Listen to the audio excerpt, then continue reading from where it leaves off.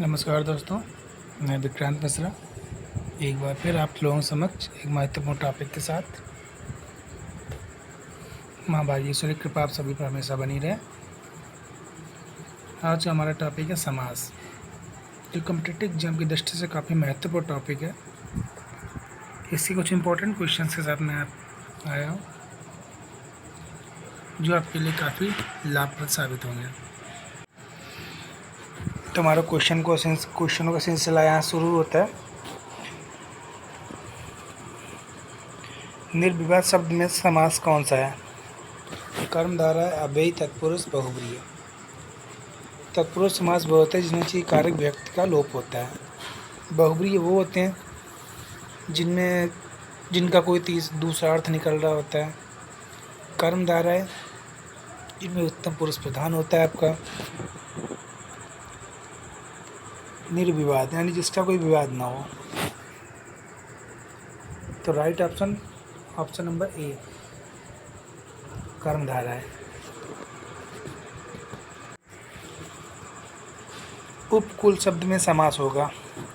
द्वंद्व कहाँ पे होता है? जहाँ पे ऑप्शन एक दूसरे अपोजिट होते हैं। द्विगु जिसका प्रथम पद संख्यावाची होता है। तत्पुरुष जिनमें कारक शब्दों का लोप होता है।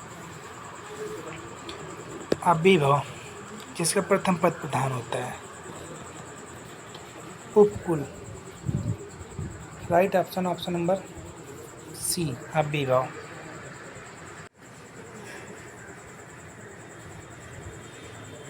तिरंगा शब्द में समास। द्वंद्व समास, अव्ययीभाव, द्विगु समास, कर्मधारय। जैसा अभी आपको बताया गया, जिसका प्रथम पद संख्यावाची होता है वह द्विगु समास होता है। तिरंगा यानी 3 रंगों वाला। द्विगु राइट ऑप्शन। निम्नलिखित शब्दों से कौन सा द्वंद्व समास है? सु का कुल, सर्वोत्तम, वीर पुरुष, पापपूर्ण। जैसे भी आपको होता है द्वंद्व, जैसे एक दूसरे का अपोजिट। पापपूर्ण।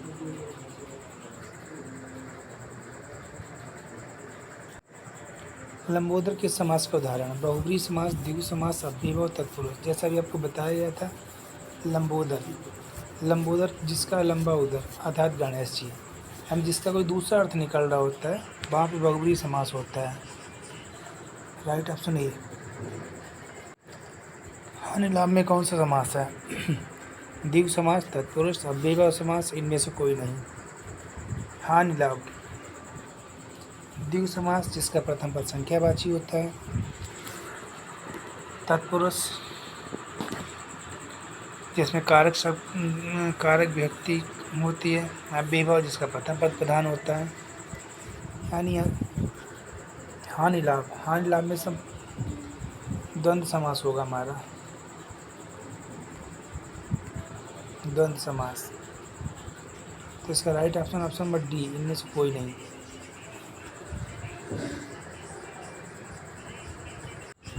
समास के कितने पद होते हैं?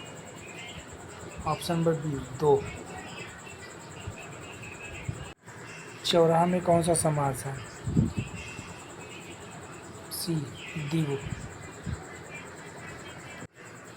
चरण कमल में कौन सा समास है?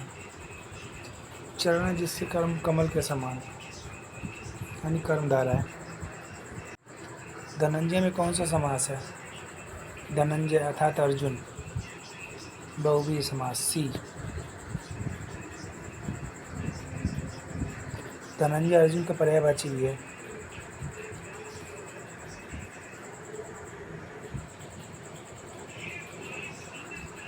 मनमाना में कौन सा समास है? कर्मधारय।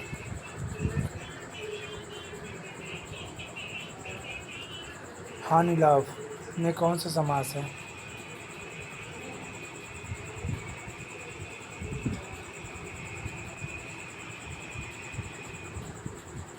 द्वंद्व समास।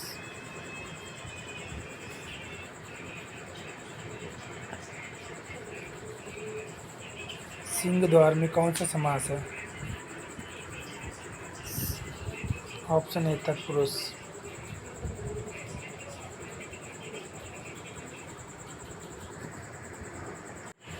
कोशकार शब्द में कौन सा समास है? उसका तत्पुरुष समास।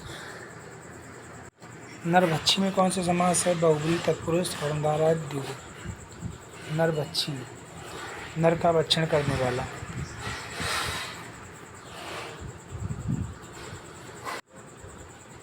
तत्पुरुष समास।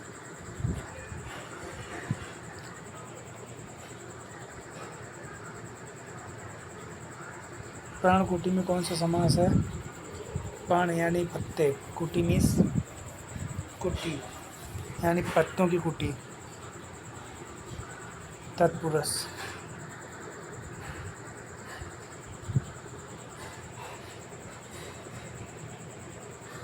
जय और पराजय में कौन सा समास है?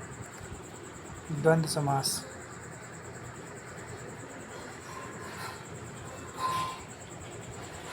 अकाल पीड़ित शब्द में कौन सा समास है? अकाल से पीड़ित। तत्पुरुष समास।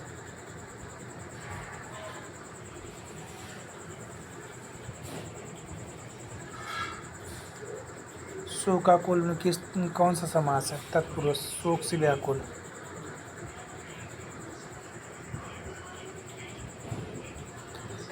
धनुर्बाण में कौन सा समास है? द्वंद्व समास। धनुष और बाण।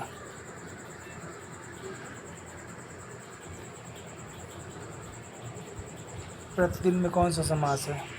अव्ययभाव, जिसका प्रथम पद प्रधान होता है, यानी प्रत्येक दिन।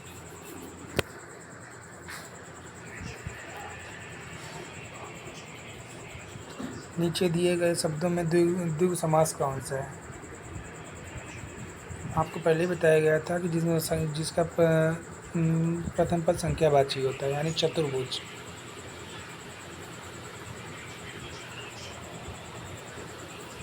निम्नलिखित में बहुब्रीहि समास कौन सा है? हथकड़ी, हाथी कड़ी, हसमुख। हथकड़ी में आपका तत्पुरुष है, हसमुख में कर्मधारा, यथाशक्ति में अव्ययभाव। शूल पाणी, बहुब्रीहि। शूल में त्रिशूल, पाणी में धारण करने वाला। तो शूल को धारण करने वाले अर्थात भगवान शिव।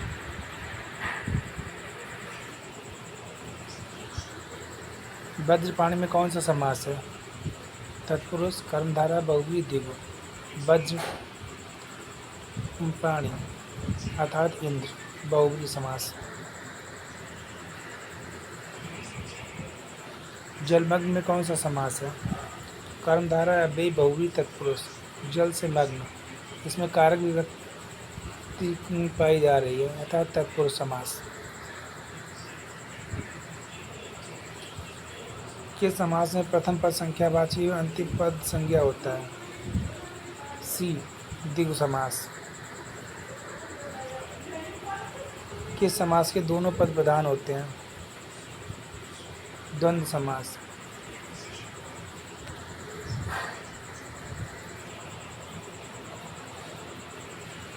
निम्नलिखित में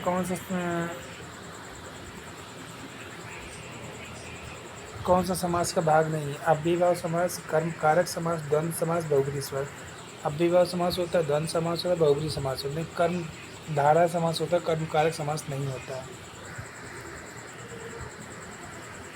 परमानंद में कौन सा समास है?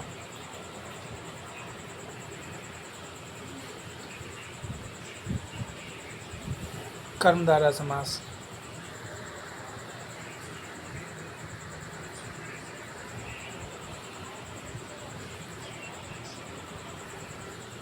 निम्नलिखित किसमें कर्मधारा समास है? श्वेत पत्र।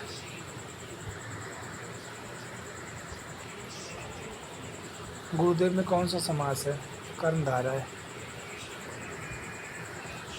जिसमें पहला शब्द विशेषण और दूसरा शब्द विशेष हो, उसमें कौन सा समास होता है? कर्मधारा है। सप्तवर्षी में कौन सा समास है? द्विगु, प्रथम पद संख्यावाची है। महाजन शब्द में कौन सा समास है? महान है जो जन, अर्थात कर्मधारा है।